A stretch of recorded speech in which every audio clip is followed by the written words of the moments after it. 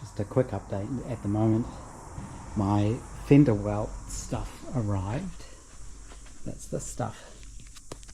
And that's the brand. Bob Drake, some American stuff, and it is just vinyl. So I've gone round top edge, both sides of the door strips and the top edge of the rear one. And getting the ends tucked in is a little bit tricky. In the end I just sort of cut them, and I just used a bit of black Sharpie on the edges of the vinyl so you don't see the white bits, but it'll be okay. And I ended up actually having to take this off again, trimming a 1/4 inch out of here and then redoing the ends because it all padded out a little bit and the doors didn't shut. And I'm just about to lock up. Poor little Milo isn't feeling very well, so we're probably going to take him up to visit the vet. I do have another small job to do this weekend, which is that's the trailer we're going to use to take the car up for its inspection, or its first inspection, but the brakes on it are locking up on the offside. So I will I said to my neighbour, well, we can't go during the week because the weather's going to be really bad this week. You can see it's looking like rain, but it gives me a chance to fix the trailer. So I said to him, well, I don't mind having a look at it and having a go at fixing it, since he's doing me a favour by helping me get the car up there. So that's on my list of things to do. But right now we'll go and sort little Milo out. It's Sunday and we're meant to be in for some stormy weather tonight and this week. It's getting pretty windy, but it's not raining yet and it's warm. I have to wait now until I get the little bulb holders. They're BA9S single filament bulb holders. They're on the way from China. This has all been shaped to match the contour of the body.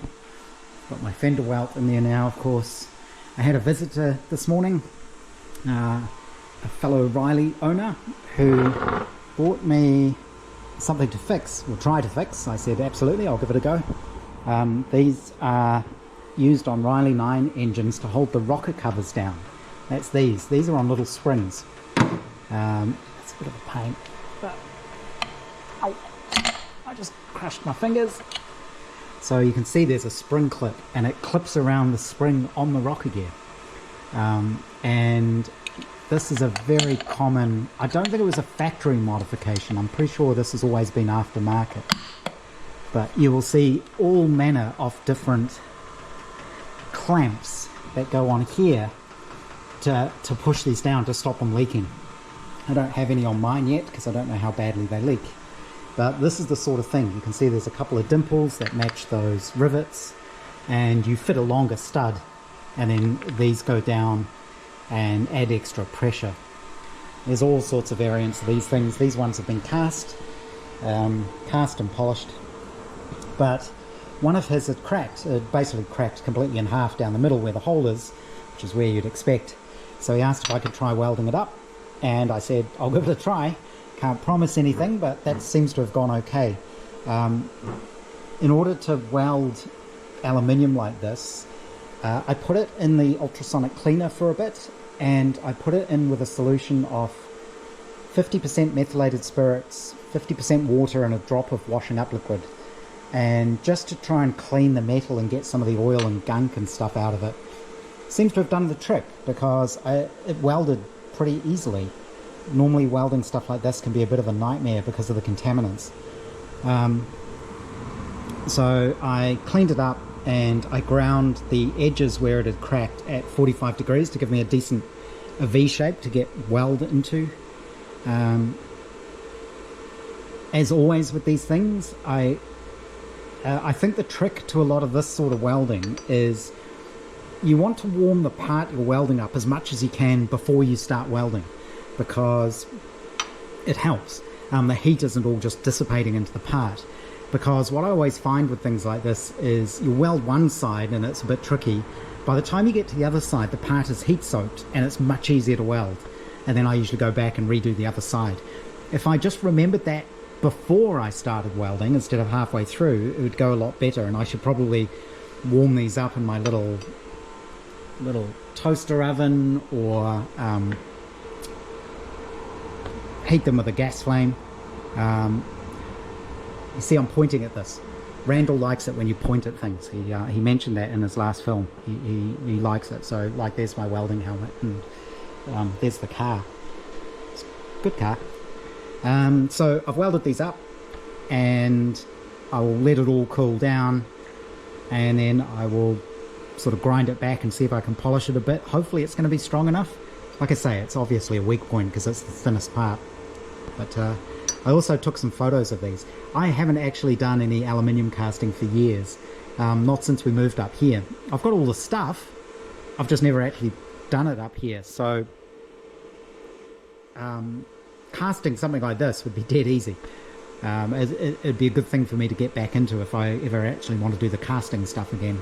It's like most things. I have a need for something, and I learn just enough to do that one thing, and then I don't do it again. I don't want to become an expert on absolutely everything. There's no point in that. There isn't enough time. So I needed to make a little adapter to go between the carburetor and the inlet manifold on the Austin 7, and I machined that up. I cast that up. So in theory I know how to do it. I'd have to look it all up again from scratch to remember how. But something like this would be a good little project to get back into doing that, nice and simple.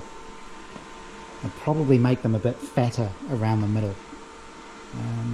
The other thing I would really like to try, I'm not even sure we can do it in New Zealand yet, or at least not economically, is 3D printing in metal. This would also be a good candidate for that. I'll have to have a look and see if there's anywhere that does it.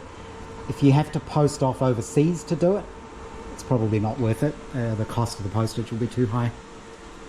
But that's what we're doing today. And hopefully, if the weather doesn't get too bad, I want to get the wheels off the trailer to have a look at why the brakes are sticking on that, so we can use it to take the Riley up to its first inspection. I'm going to leave this to cool down naturally and then have a look at cleaning it up. And I sorted out my welder problem. I swapped the MIG and the TIG around, and I've put the gas bottle over here because there's enough hose to run it under the bench through the middle, and not be in the way, not going to trip over it. I think, it's cooling down now.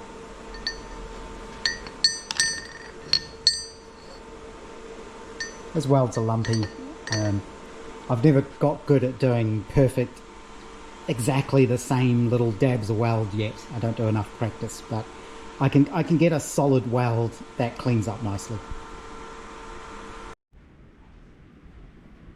Finished welding up, sanding back this rocker cover thing. I haven't got an invisible weld, but I didn't want to go too mad because then I'd have to sort of sand and polish it all, and then it would look different to the other one. So I've left it a little bit rough, I guess you could say. But given their castings, they're a little bit rough anyway. And I didn't go too mad trying to polish it. I just tried to make it look the same as the other one. It seems to have come out okay. Hopefully it'll be solid enough again. It's a bit hard to tell how much penetration there is through the weld. But you know, it's being pushed down there. We'll see. I wouldn't be surprised if one broke. It wouldn't surprise me if the other one breaks fairly soon afterwards as well. But we'll give that a try.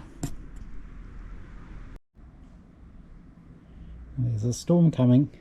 Apparently there's a weather warning, but it's not raining yet, so I've taken the wheel off the trailer. That trailer is solid. Apparently it used to be used for carrying around a little bobcat thing, and I I think that trailer weighs more than the car.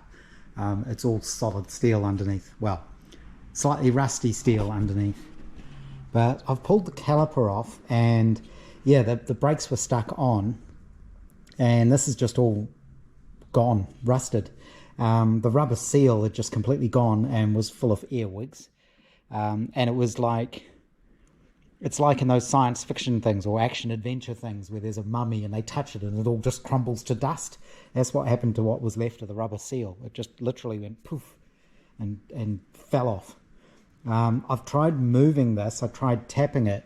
I noticed that there were cracks all through it before I even started, and bits just fell off. So this is the what do you call it? Slave cylinder, I guess. Is that what they are?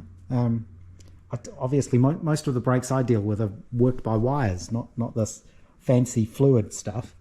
But the caliper should move. The MGB's got hydraulic brakes, of course. But yeah, just big chunks of it are coming off. And it looks like it's been cracked through for a while because there's rust inside there where it's sort of chipping off. So I don't know how I can get this out. I've got some of this coil soaking around the outside of it. But even if I can get this out, I'm going to assume that the inside of this cylinder thing is going to be all knackered, because I think it must be rusted solid. No fluid came out when I unhooked the hose. There's like a tiny little amount in there. And I looked inside the cylinder on the hitch part of the trailer, because it's a braked trailer, obviously, and there's almost no fluid in it. I don't know what state the other side is in. Probably similar to this. So I don't think it's going to be an easy fix. For a start, I need to get this out. And you can see what I mean about the rubber all going, because there's rubber seals on this floating part. There don't seem to be any return springs or anything. I can't remember how it works with hydraulic brakes. I think they just float off. I don't think there's anything that pulls them off. They just come off the disc by themselves. So this does slide. It's sliding on pins here with all these bolts. But you can see this seal is gone as well. So the rubber's just all perished. How would you normally get these out? Like, it should be free moving. So when it's seized in, how do you get it out? I guess I can use heat now, because none of these rubber seals are reusable. But I don't think I've got any grips. Maybe mole grips around the outside of it, and see if I can get it to move. How do you repair these? Do they need to be sent off and honed out, or do you just replace the whole unit? I don't even know what it is.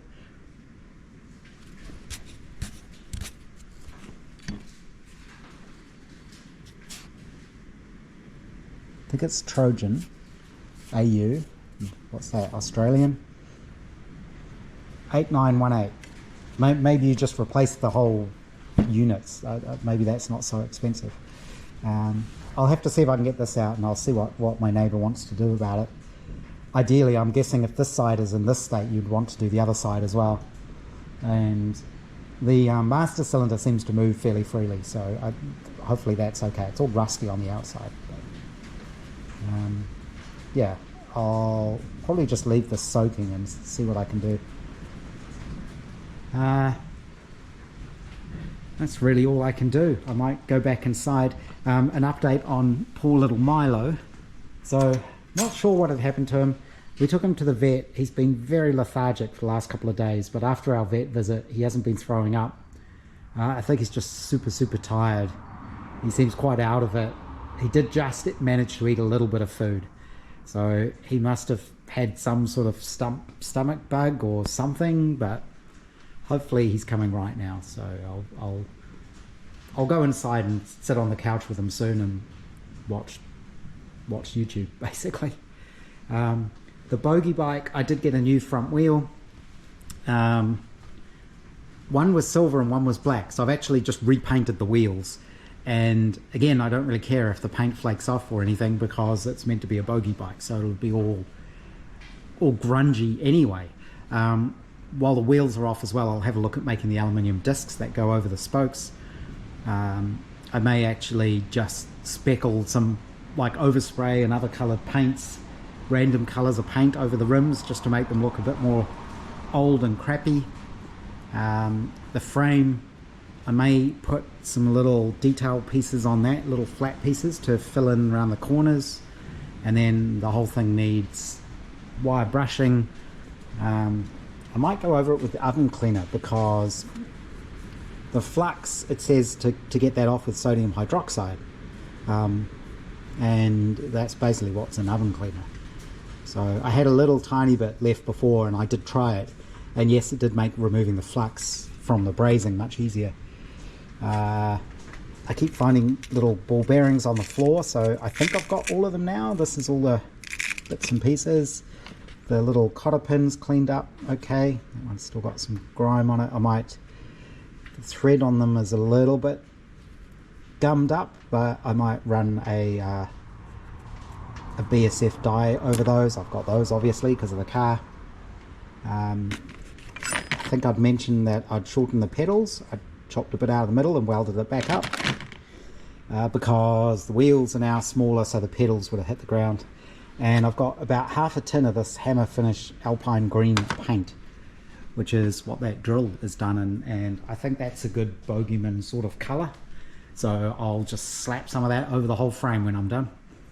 Again, it's quite weird. I have to not do a decent job on it because it's meant to be old and crappy, which is a really interesting philosophy if you think about how bogeymen work, because they like things to be broken and not working and decaying, but they need things to work. So how do you balance that out? Anyway, I think that is kind of all I can do.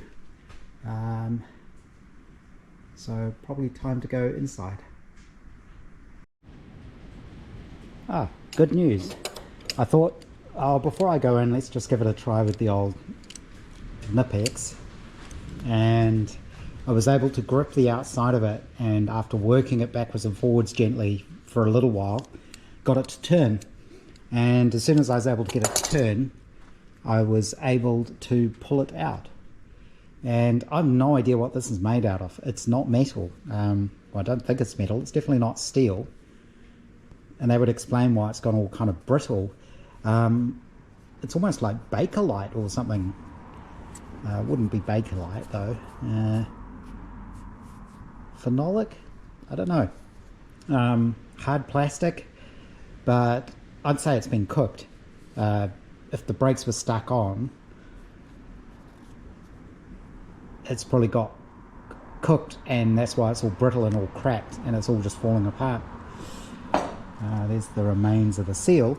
The good news though is, if we look in there, I think the bore inside there is actually okay. So I suspect if I can just get new pistons, I guess that's what they're called, and new seals for it, that might be enough to make it work.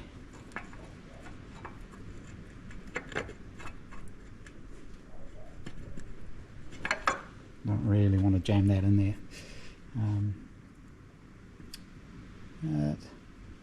Yeah, I'm guessing the other side will be the same. I've got a note of the number. I'll see if I can get a rebuild kit thing for it. See how much that costs. Hopefully they're not too much. And we'll get this put back together.